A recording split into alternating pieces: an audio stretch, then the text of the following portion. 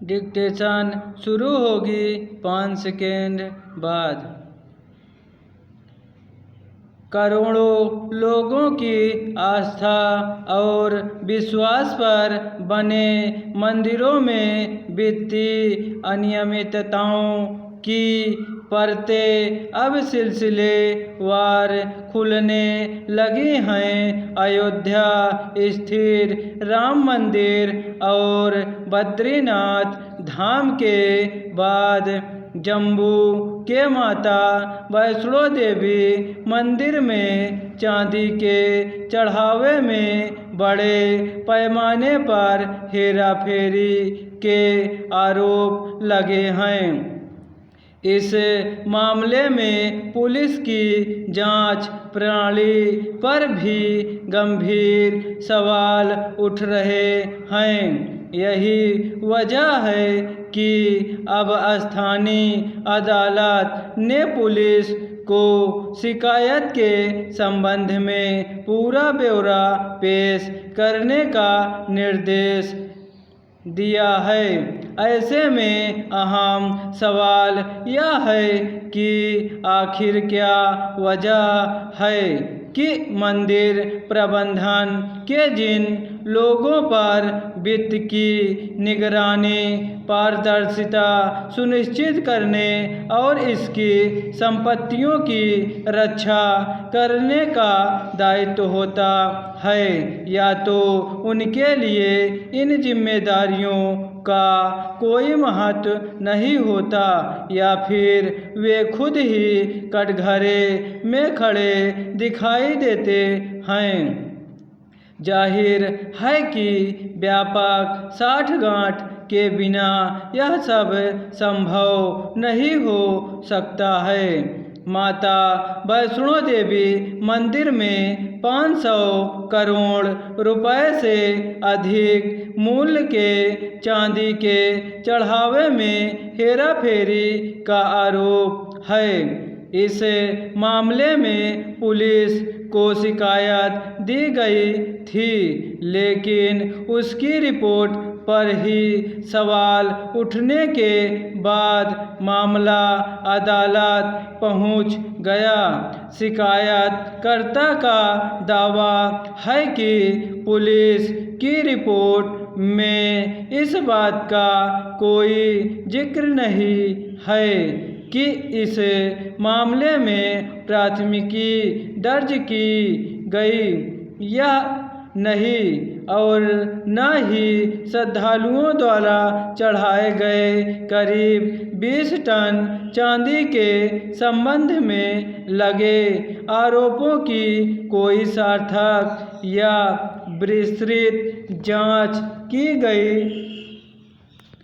दरअसल हाल ही में मंदिर प्रबंधन की ओर से यह दावा किया गया था कि चढ़ावे के रूप में लगभग 550 करोड़ रुपए की चांदी प्राप्त हुई थी, जिसमें से केवल 20 से 30 करोड़ रुपए की चांदी ही असली थी, जबकि शेष चांदी नकली या मिलावटी थी। इस दावे पर इसलिए भी सवाल उठ रहे हैं क्योंकि चढ़ावे की चांदी में कैडमियम मिले होने की बात सामने आई है। चूँकि कैडमियम एक विषैली धातु है और इसका व्यापार एवं उपयोग नियमानुसार ही किया जा सकता है तथा इस पर सरकार की कई एजेंसियों की नज़र रहती है। इस मामले में आरोपों को इसलिए भी गंभीर माना जा रहा है क्योंकि प्रथम दृष्टया यह विश्वास करना मुश्किल है कि इतनी बड़ी संख्या में श्रद्धालु कैडमियम युक्त नकली चांदी खरीद सकते हैं। अगर मंदिर प्रबंधन का यह दावा सच पाया जाता है तो इसका सीधा मतलब होगा कि देश भर के अनगिनत दुकानदार इस जहरीली धातु वाली मिलावटी चांदी को खरीदने एवं उसे आम लोगों को बेचकर अच्छा खासा मुनाफा कमाने के गोरख धंधे में लिप्त हैं और यह आप अपने आप में बेहद गंभीर सवाल खड़े करता है। पुलिस का तर्क है कि इस मामले में शिकायत प्राप्त होने के बाद उसे मजदूरी के लिए पुलिस महानिरीक्षक और अपराध शाखा को भेजा गया था। बाद में इसे किसी अन्य पुलिस प्राधिकरण को हस्तांतरित कर दिया गया।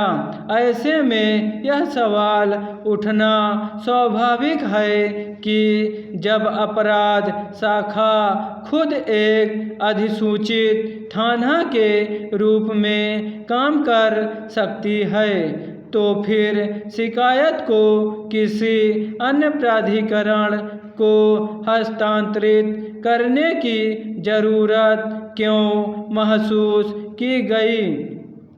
बहरहाल मंदिरों में अनियमितता का जैसा स्वरूप सामने आ रहा है उसके मद्देनज़र अब यह जरूरी हो गया है कि देश भर के मंदिरों में चढ़ावे और वित्तीय खातों की निगरानी के लिए ऐसी व्यवस्था बनाई जाए जिससे संपूर्ण पारदर्शिता और जवाबदेही सुनिश्चित की जा सके। स्टॉप।